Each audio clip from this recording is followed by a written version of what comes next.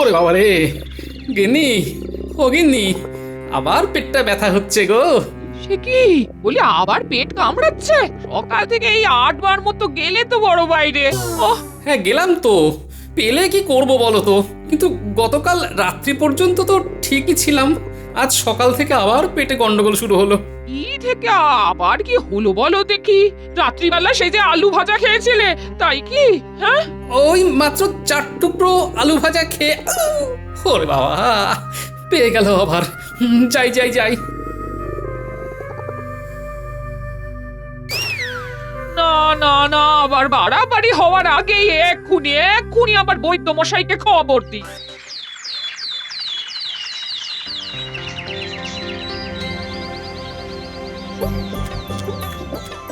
এই সবাই কিন্তু মন ভরে পেট পুড়ে খাবেন, হ্যাঁ? কেউ লজ্জা করবেন না। আমি আবার লজ্জা করে খেতেই পারি না। তার উপর আবার আপনার বিবাহ বার্ষিকী বলে কথা। হ্যাঁ, তা তুমি লজ্জা পেলে তাও ক্ষতি নেই হে, বাকিরা না পেলেই হলো। পাগল, আপনার বাড়িতে এলে কেউ লজ্জা পায় নাকি? তাহলে আপনারই বদনাম হবে না? ওই যে ওটা, দে দে দে মাংস দে। ও হ্যাঁ, ভাত তো দেখছি শেষের মুখে। ভাত দে, ভাত দে। ভাত শেষ, মাংস শেষ, শুধু গোটা কত লুচি আর একটু ছানার কোপ্তা পড়ে আছে। ব্যাস, আমিও শেষ, এখনো এত লোক বাকি। আরে, খাবার শেষ হলে কি করে হবে? পেটটা তো ভরাবো নাকি? হ্যাঁ এই গোপাল, হয়েছে হয়েছে, আর কেউ না, এবারে ওঠো। বেশ, খাবার শেষ যখন আর কি, উঠেই পড়ি। হাত পেটা খেয়ে পেট মন কিছুই ভরে না।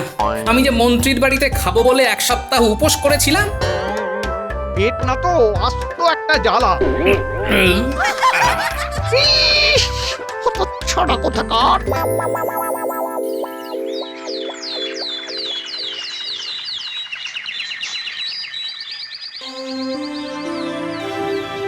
ও গিন্নি, গিন্নি, বলি পেটের ব্যথাটা তো কমলোই না। কমবে কি করে? বালতি বালতি খেয়ে এসেছো যে, হ্যাঁ? ও বাবা গো, কি ব্যথা করছে গো, পেটে তো মোচড় দিচ্ছে। কি সর্বনাশ বলো দেখি।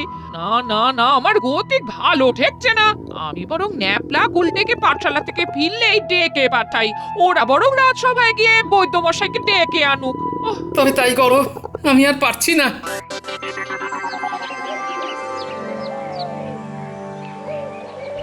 সভা শেষ হতে চললো, গোপাল তো এখনো এলো না। আসবে কি? কালকে আমার বাড়িতে ওই রকম হাগরের মতো খেয়ে তো জয়ঢাক হয়ে ফিরেছে। দেখুন দেখুন শরীর ঠিক আছে কিনা।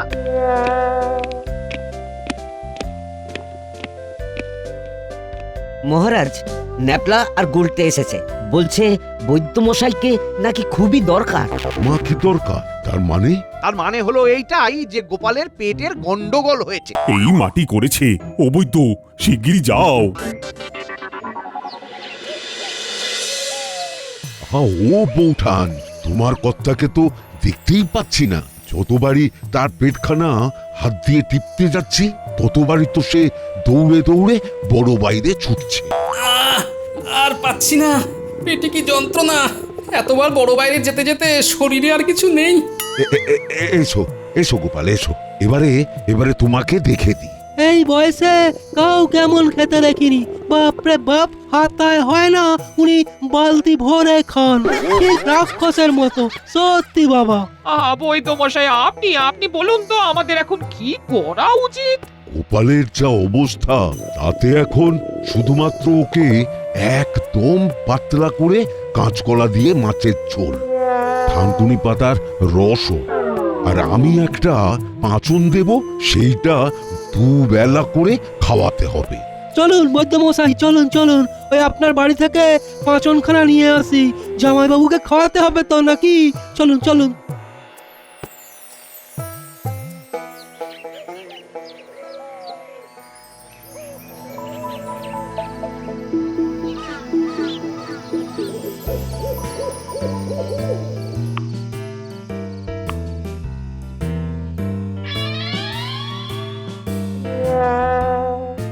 এ কি মা, এইটুকু ভাত, এতে কি আমার পেট ভরবে নাকি? কি আবার বেশি কথা বলছো? যা দিয়েছি তাই খেয়ে নাও। তার উপর এমন পাতলা ঝোল যে মুখে তুলতেই ইচ্ছে করছে না। আপনি খেয়ে নিন দেখি। এমনিতেই তো সেই খেয়ে দেয় আপনাকে বড় বাইরেই ছুটতে হবে। না, আমি কিছুতেই এইটুকু ভাত আর এমন পাতলা মাছের ঝোল খাবো না। খাবে না তো উঠে যাও। কি, আমার বাড়িতে দাঁড়িয়ে আমায় খেতে হবে না বললেন? হ্যাঁ, মা তাই বলেছে। কারণ আপনার পেটের চিন্তায় আমার দিদির চোখের নিচে কালি পড়ুক, সেটা তো আর আমরা চাই না। হায় ভগবান, আমি কি জ্বালায় পড়লাম।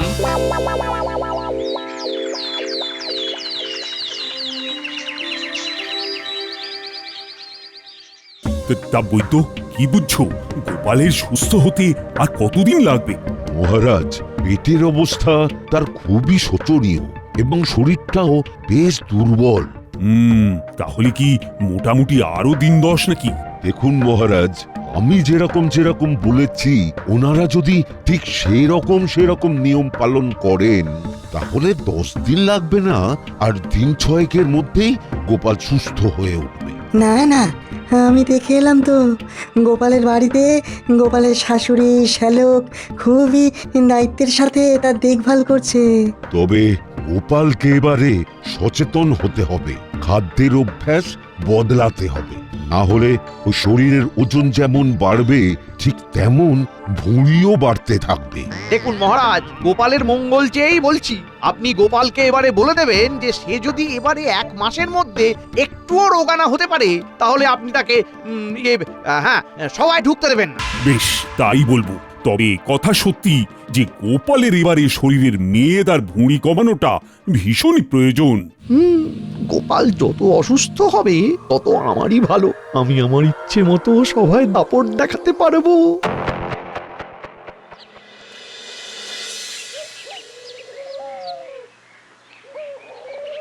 শুনলাম গোপালের পেটের অবস্থা নাকি খুবই খারাপ। তাতে কি? বলছি, এই সুযোগটাকে কি কাজে লাগাতে পারি না? কিভাবে?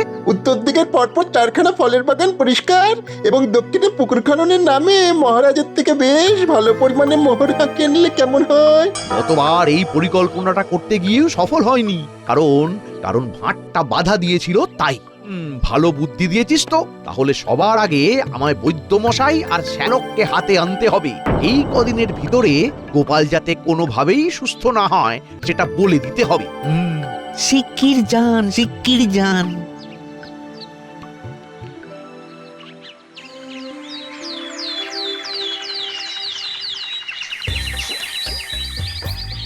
গোপাল, ও গোপাল, গোপাল! আরে মন্ত্রী মশাই যে, আসুন। আমাদের রাজ্যের ভার অসুস্থ হয়েছে, তাই আমি মন্ত্রী হয়ে নিজেই তাকে দেখতে এলাম। বাবা, আমার তো বিশ্বাসই হচ্ছে না। বসুন। না, বসবো না গো, বসবো না। হাতে সময় খুব কম, বুঝলে? প্রচুর কাজ পড়ে আছে। যাই হোক, তা গোপাল, বলো আছো কেমন? এই তো মন্ত্রী মশাই, আমি আগের থেকে অনেকটা সুস্থ হয়ে উঠেছি। পেটটা অনেকটা ধরে এসেছে। হ্যাঁ, আশা করি দিন 3-4-এর ভেতরেই আবার সভায় যেতে পারবো। সর্বনাশ, আর সময় নষ্ট করা যাবে না। কি হলো মন্ত্রী মশাই, কিছু ভাবছেন নাকি? হ্যাঁ, মানে ভাবছি মহারাজ আমাকে একটা পথ্য আনতে বলেছিলেন, সেটা একদম ভুলে গেছি। আজ বরং আমি উঠি গোপাল, কালকে আবার আসবো। তুমি সাবধানে থেকো, কেমন? আচ্ছা মন্ত্রী মশাই, আপনাকে আর আটকাবো না। এই শালা বাবু, ওনাকে এগিয়ে দিয়ে এসো।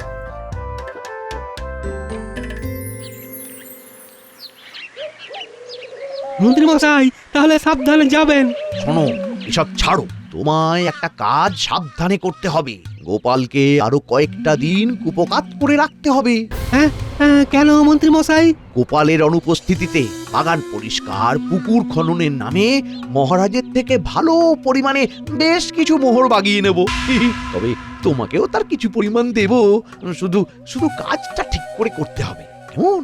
বাড়িতে বসে মোহর পেলে ও আমি যে কোনো কাজই একেবারে ওই কি বলে ওই নিষ্ঠার সাথে করে ফেলবো মন্ত্রী মশাই, চিন্তা করবেন না।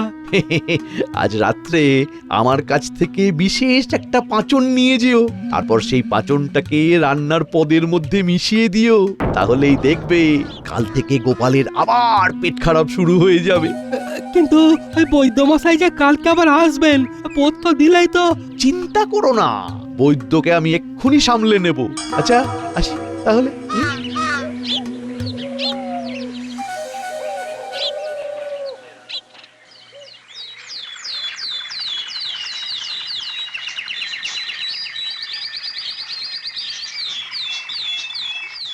ওরে বাবা রে, গিন্নি, ও গিন্নি, আবার পেটটা ব্যথা হচ্ছে গো।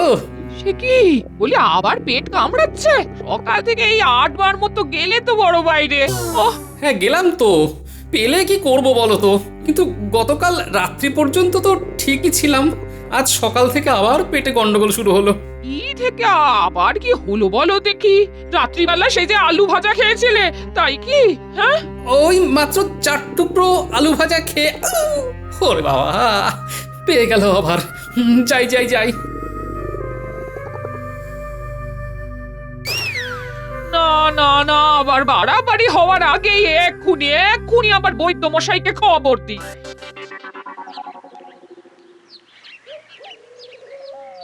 এই যে বৈদ্যমশাই, সব মনে আছে তো? গোপালকে কিন্তু কিছুতেই কদিনের মধ্যে সুস্থ হতে দেওয়া যাবে না। ভাববেন না, শুধু সময় মতো আমার বাড়িতে মোহরটা পৌঁছে গেলেই হলো। তা কি দিয়ে গোপালকে আরো অসুস্থ করবে শুনি? পাঁচন নাকি? সে আমি ভেবে নিয়েছি। আমার সাথে আপনি চলুন, তাহলেই দেখতে পাবেন কি উপায়ে গোপালকে প্যাঁচে ফেলি। বেশ, তাহলে আমিও যাই।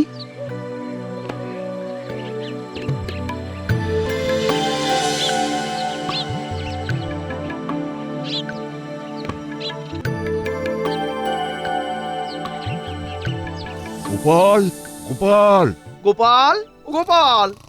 ও বৈদ্য মশাই, মন্ত্রী মশাই, আসুন আসুন আসুন। কি ব্যাপার? গোপালের কি আবার শরীর খারাপ হলো? নিয়ম মানেনি নাকি? আসলে এতবার এই বড় বাইরেতে যেতে হচ্ছে, মানুষটা ক্লান্ত হয়ে ঘুমিয়ে পড়েছে। হ্যাঁ, ও আপনারা এসেছেন, ভালোই হয়েছে। আর বলবেন না, শরীরটা যে এত ঘন ঘন কেন খারাপ হচ্ছে বুঝতে পারছি না। শোনো গোপাল, নিজেকে যদি দ্রুত সুস্থ করতে চাও, তাহলে আমার দেওয়া পাচন ছাড়াও ব্যায়াম শুরু করো। যেমন ওই ওঠবোস, মুগুর ভাঁজ। হ্যাঁ, তাতে গোপালের বহরটাও কমবে, শরীরও চাঙ্গা থাকবে, তখন তুমি ঝরঝরে হয়ে রাজসভায় যাবে। সত্যি? হ্যাঁ, ব্যায়াম করা তো ভীষণ ভালো। শরীর সুস্থ রাখে।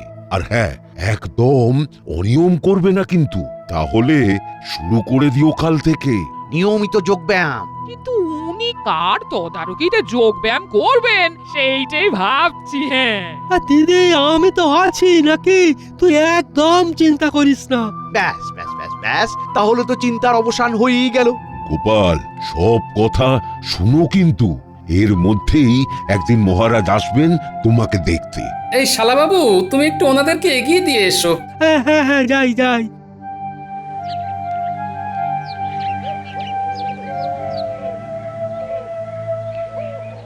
বৈদ্যমশাই, আপনি তো ওই বলে দিলেন যোগ ব্যায়াম করতে, কিন্তু ওই জামাই বাবুকে ব্যায়াম করানোটা কি কঠিন বলুন তো? হ্যাঁ, আমি সব জেনে বুঝেই বলেছি। আমি জানি যে গোপালের ওই ভারী চেহারা নিয়ে ব্যায়াম করতে ভীষণ অসুবিধে হবে। আর তাতে সে আরো ক্লান্ত হয়ে পড়বে, গা হাত পায়ে তীব্র ব্যথা হবে, বিছানা ছেড়ে উঠতেই পারবে না। একদমই তাই। অতগুলো মোহরের কথা ভুলে যেও না শালাবাবু, তুমি শুধু কাজটা করে যাও।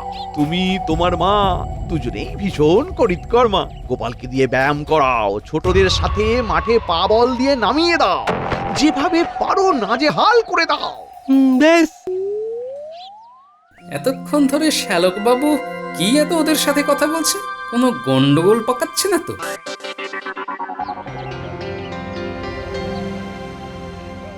তা মন্ত্রী, ওই তো গোপালের কেমন হাল দেখলে? আর আপনি একদম ভাববেন না মহারাজ। কেন?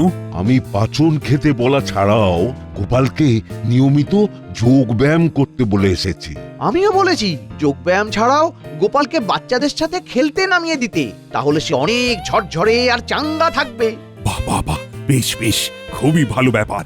তাহলে কদিন পর গিয়ে দেখে আসবো গোপাল সব ঠিকঠাক মতো করছে কিনা। একদম।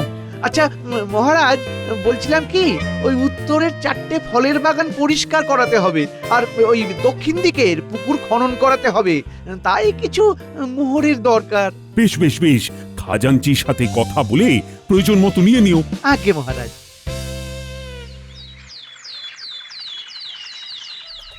মা, তুমি শুধু দেখো আর জামাইবাবুকে কি করি। খুব ভালো করে খাটাবি। হ্যাঁ মা, একদিন আমি একদিন তুমি মিলে ওই জামাইবাবুর জীবন একেবারে দুঃখে ভরিয়ে দেব। সে আর বলতে।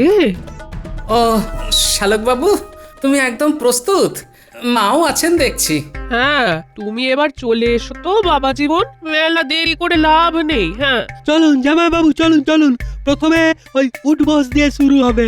নিন, 1, 2, 3, 4, 5, 47, 48, 49, 50। ওরে বাবা, ওরে বাবা, আর পাচ্ছি না। গিন্নি, বাঁচাও আমায়। সে কি, এইটুকুতে ক্লান্ত হলে হবে? হ্যাঁ, অন্তত আরো 50 বার করতে হবে, তবে না? হ্যাঁ, আরো 50? গতিক সুবিধের নয়, আমাকে ইচ্ছে করে খাটাচ্ছে। দেখাচ্ছি মজা। চলো চলো চলো, শুরু করো শুরু করো। নিন নিন, শুরু করুন এবার মুগুর ভাজা। হ্যাঁ, এত বড় মাঠ। নিন নিন, শুরু করে দিন। গোপাল একদম ভাবতেই পারবে না এত সকালে যে আমি ওর বাড়ি যাচ্ছি, পুরো চমকে যাবে। নাও শুরু করো।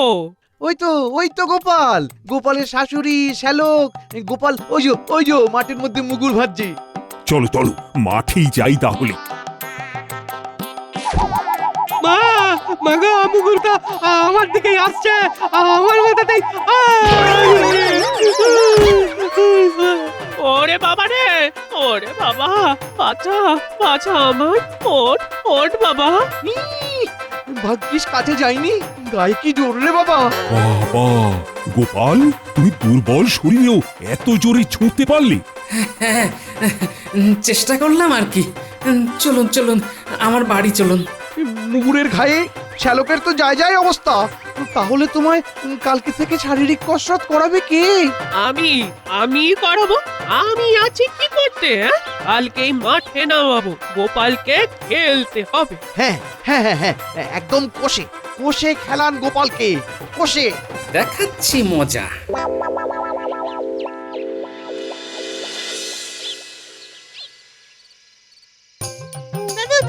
চুপ চুপ, আস্তে কথা বল। ডেকেছি কেন গো? আমাকে আমার শালা শাশুড়ি মন্ত্রীর উস্কানিতে এই শরীর খারাপের মধ্যে অত্যধিক শারীরিক কসরত করিয়ে অহেতুক কষ্ট দিচ্ছে। তা আজ শালাকে জব্দ করেছি, তারপর এরপর শাশুড়িকে জব্দ করতে চাও, তাই তো? শুনছি সে আমায় কালকে তোদের সাথে মাঠে পা বল খেলাতে নিয়ে যাবে। তা তোরা উনি যখন পা বলটা মারতে উদ্যত হবেন, তখন আসল বলের বদলে সাদা রং করা লোহার বল রেখে দিবি, ঠিক আছে? বুঝেছি, বদল করতে হবে। চিন্তা করো না দাদু, সব হয়ে যাবে। এখন নিশ্চিন্তে বাড়িতে বসে বিশ্রাম নাও। এবারে এই বলখানা তোমার পা দিয়ে মারো, দেখি কেমন পারো। আগে মা, আপনি আগে একটু মেরে দেখান না, তাহলে সেটা দেখে আমিও অমনিভাবেই বলটা মারবো। বেশ, তবে তাই হোক। এবার বুঝবে মজা। ওরে বাবা রে! মাগো, বাবা গো, বাঁচা গো! এটা কি ছিল? গেল রে গেল রে গেল রে গেল রে গেল রে! আমার পাটা গেল ভেঙে। ওরে বাবা রে! কি মা, মিছিমিছি একজন অসুস্থ লোককে অকারণে অত্যধিক কষ্ট দেওয়ার শাস্তিটা পেলেন তো? সব ওই মন্ত্রীর উস্কানিতে হয়েছে বাবা। ওই আমার ছেলেকে উস্কেছিল যাতে আরো কদিন তোমার শরীর খারাপ করিয়ে উপকার করে ফেলতে পারি। কিন্তু কেন? তোমার অনুপস্থিতিতে মহারাজের কাছ থেকে নানান ছলে বলে বেশ ভালো পরিমাণ মোহর হাঁকাবে বলে মন্ত্রীর সাথে বৈদ্যও ছিল। তার পাচন খেয়েই তোমার দ্বিতীয়বার পেট খারাপ হয়। এই মন্ত্রী আমাদেরও কিছু মোহর দিয়েছিল। হ্যাঁ, বুঝলাম। কালকেই রাজসভায় যেতে হবে।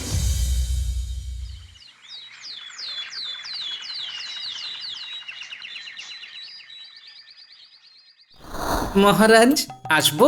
একই গোপাল, তুমি? ভূত দেখছেন নাকি? না মানে তুমি কি করে এখন এই অল্প কদিনে? আপনি ভেবেছিলেন আরো কদিন আমায় বিছানায় ফেলে রাখবেন, তাই তো?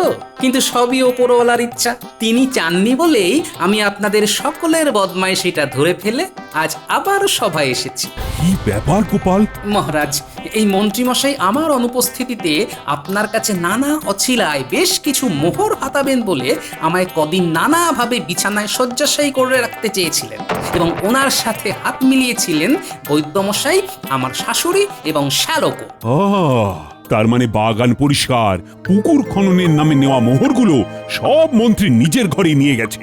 আগে হ্যাঁ, বাগান উনি নামমাত্র সাফ করিয়েছেন, আর মহারাজ পুকুর খননের নামে আপনার ট্যাগ কেটে নিয়ে গেছেন উনি। কারণ আপনি বলুন, বর্ষাকালে কি কখনো পুকুর খনন করা যায়? গোপাল, তুমি বলো তো, মন্ত্রীকে কি শাস্তি দেব আমি? তেমন কিছুই না, আমার শ্যালক আর শাশুড়ির সেবা করা। তারা মন্ত্রীর উস্কানিতেই তো আজ মাথা ফাটিয়ে পা ভেঙে পড়ে আছে, তাই। উরি বাবা, আমায় ছেড়ে দিন মহারাজ। চুপচাপ যাও, না হলে রাজ্য থেকে একেবারে তাড়িয়ে দেব।